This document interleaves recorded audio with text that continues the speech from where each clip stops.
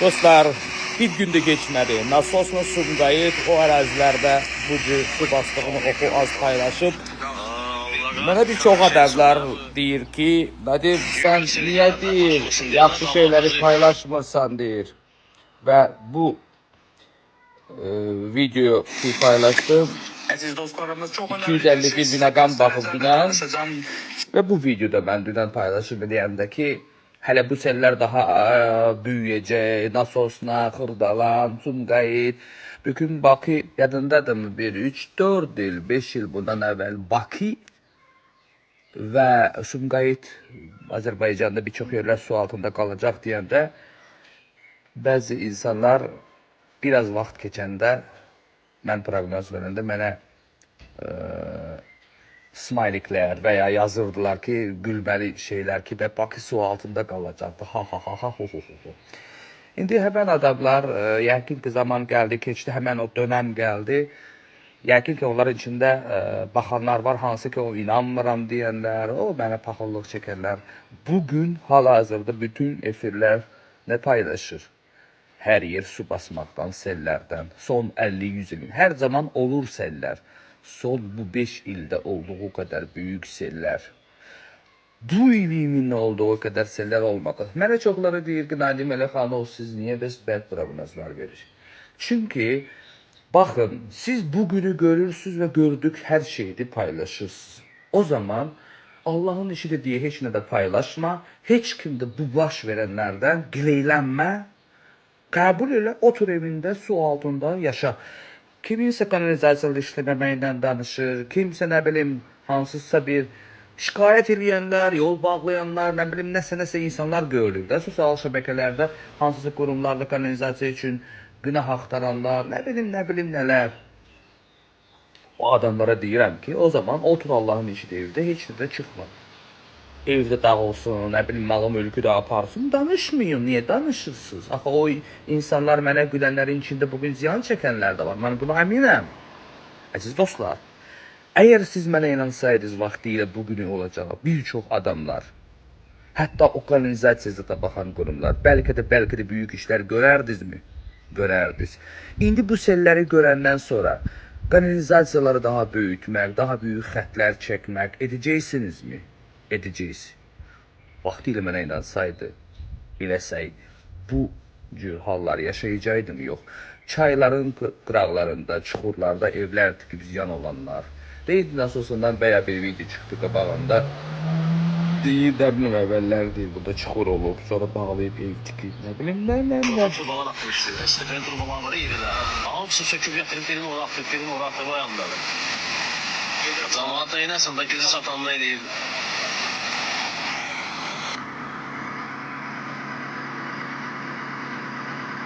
Buna bak, buna bak. Assalam.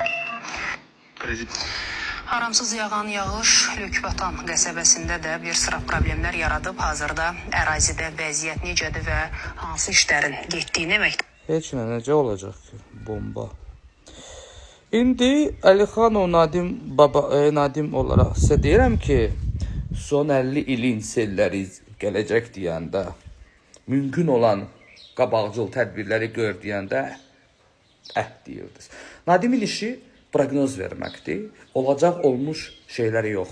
Olacaq şeyləri deməkdir. Gəlqədə kimsə mümkün olan qabağı almaq yolları varsa alsın deyə.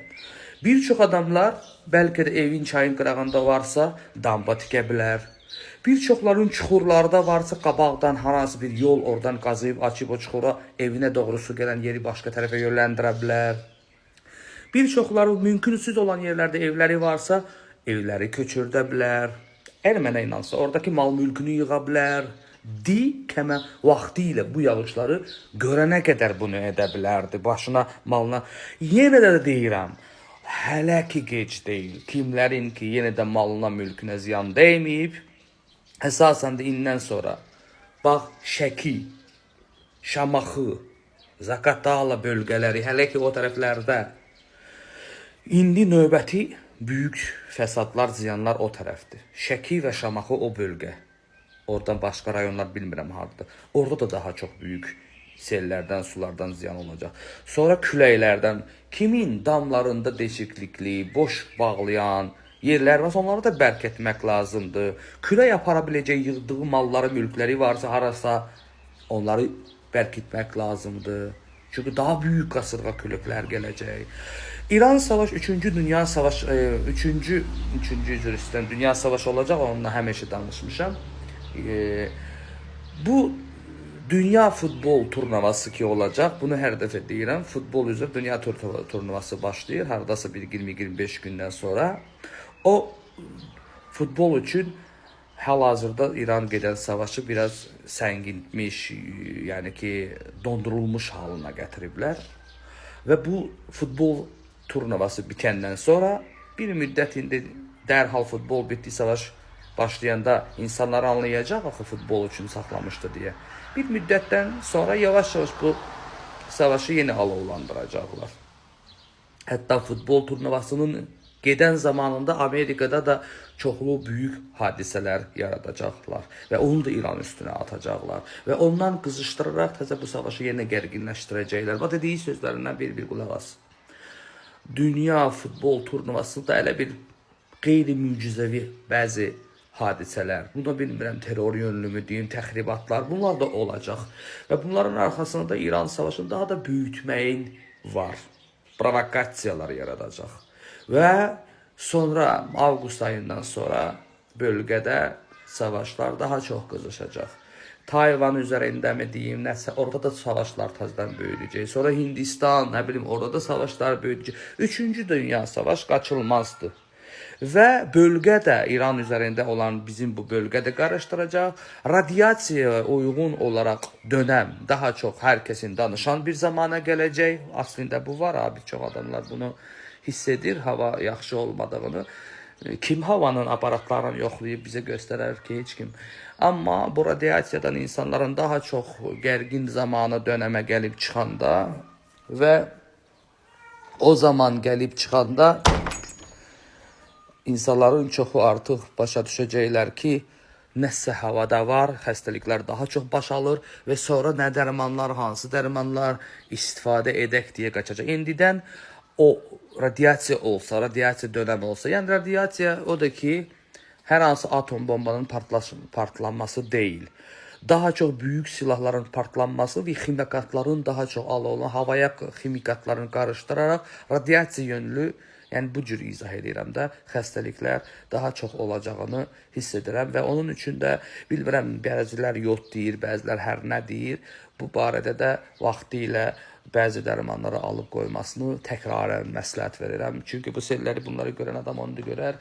Bir yaxın 3-4 il içində dünyanın fərqli ölkələrində, bölgələrində zəlzələlər olacaq. O bölgələrdə zəlzələlər olanda bizim də politoloqlar, dünyanın hər yerində politoloqlar artıq hər şeyi unudacaq. Xəstəlik öz altdan işini görəcək, savaş gedəcək, heç də o ölümlər qəbul eləyəcək insanlar, o ölüm, savaş altında insanların bu dəqiqə görürsən, elə bil ki, ət maşını da atırlar Rusiyada da, əskərlər Ukraynada. Artıq insanlar dünyanın gözündən o bölgə yaddan çıxıb. Artıq o yerinizdə o otuzdurub, elə bir biznesdə otuzdurub yerində gedir öz axarına. Heç kim artıq ondan danışıb qabağa ala bilmir.